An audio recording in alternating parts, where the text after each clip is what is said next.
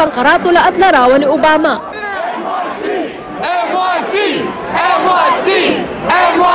Si Peruvian President Alan Garcia umaasang sa pagkamatay ng leader ng Al-Qaeda, mabubuwag na rin ang kilabot na grupo. Masaya rin sa hatid na balita ni Obama, si Colombian President Juan Manuel Santos. Kinilala rin ni Israeli President Shimon Peres ang anyay tagumpay ng Amerika.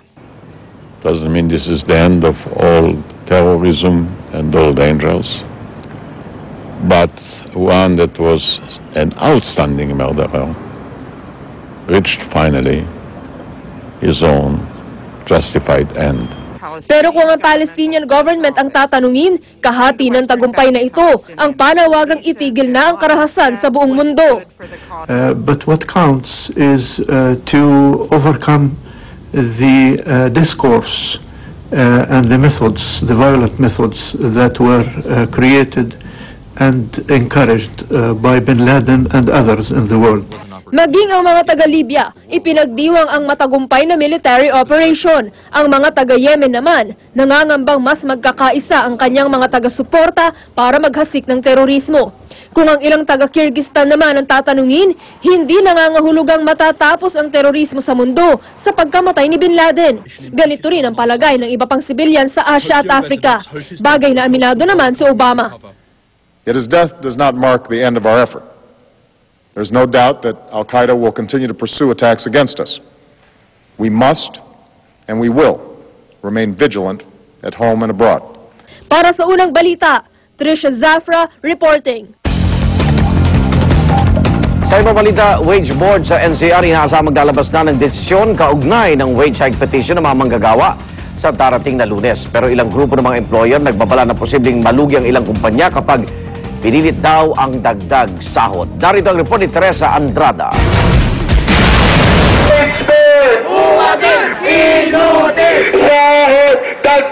Walang pagod nagbantay ang iba't ibang grupo sa unang araw ng public hearing ng Regional Tripartite and Wages Productivity Board ng NCR. Pero hindi ang dinidinig na 75 peso wage hike petition ng TUCP ang gusto nila, kundi ang panukalang 125 legislated daily wage hike sa Kongreso. Pero matapos ang 3 oras na public hearing, walang napagkasunduan ng mga dumalong labor group at mga employer. Hindi po natin may pagkakaila na ang mahal-mahal ng gasolina, tumataas lahat ng bilihin. Kasi ang idea po natin ng kaunlaran ay, di ba sinasabi, equitable growth. Kaunlaran para sa lahat. Kinontra ito ng Employers Confederation of the Philippines o ECO. Wala raw basihan para magkaroon ngayon ng aumento sa sahod. Ang inflation rate daw kasi o ang antas ng pagbabago sa presyo ng mga bilihin bumagal na raw ngayong Marso. Kaya babala nila, posibleng maraming kumpanya ang malugi at tuluyang magsara kapag itinuloy ang dagdag sahod. Yung mga maliliit, yung mga micro establishments, anong bibigyan? Many of them cannot even afford the minimum, nahirapan to comply.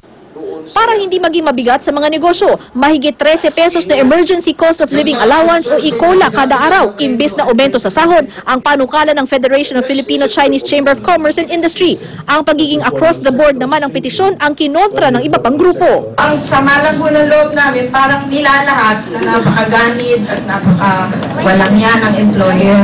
Bakit hindi pwedeng i-consider ng board yung by industry classification rather than giving an across-the-board increase every time? Huwag niyo naman kami pagdamutan.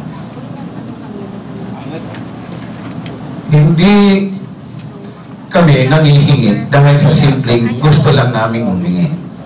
Sa May 9, magpupulong ulit ang Wage Board at dito inaasahang maglalabas na ng desisyon. Ang palasyo naman, ipinagmalaking bagay na raw ang pag-abante ng salary standardization at bonus na matatanggap ng mga government employee. Hindi po kami rito ay nagbibigay ng mga measures na pampapogi lang.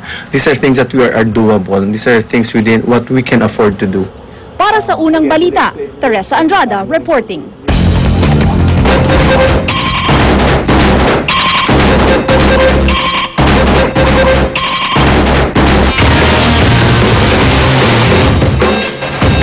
Bakbakan sa pagitan ni pambansang kamao Manny Pacquiao at Sugar Shane Mosley mapapanood na sa darating na linggo. Pero bago ang laban, alamin muna natin kung saan nga ba nagkakatalo ang dalawang boksingero. Narito ang report ni Rauna Crisostomo.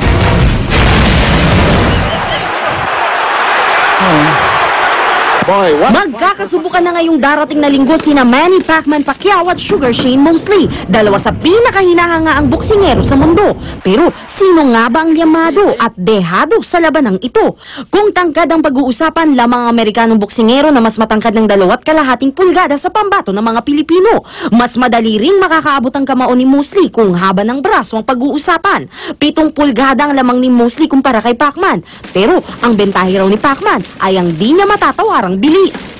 Hindi naman ganoon kalaki ang advantage ni Manny. Kaya lang, in the last few fights ni Shane Mosley, ay hindi rin gaano kaganda yung ipinakita niya. Kaya limadong-limado dyan si Manny.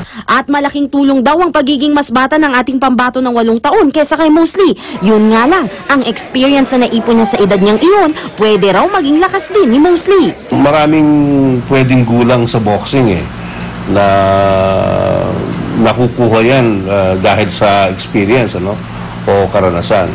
At saka syempre, ang kalaban ni Manny dyan, kung mangyayari man, overconfidence. Dahil hindi mo pwedeng biru-biruin si Shane Mosley dahil sa angking galing niya at talent. Pero kung aktual na bilang ng laban ng pagbabatayan, lamang agad ng 2 laban si Pacquiao pati na rin sa naiuwing panalo. Kaya naman ang tanong ngayon, kaninong puntos ang madaragdagan sa darating na laban? Para sa unang balita, Rauna Crisostomo reporting. Pagsabog ng bomba malapit sa isang police station sa Iraq, 3 sibilyan ang patay. At ilang Hollywood stars nag-tweet ng kanilang reaksyon sa pagkakapatay kay Osama Bin Laden. Huwag pa uli, tutok lang sa unang balita.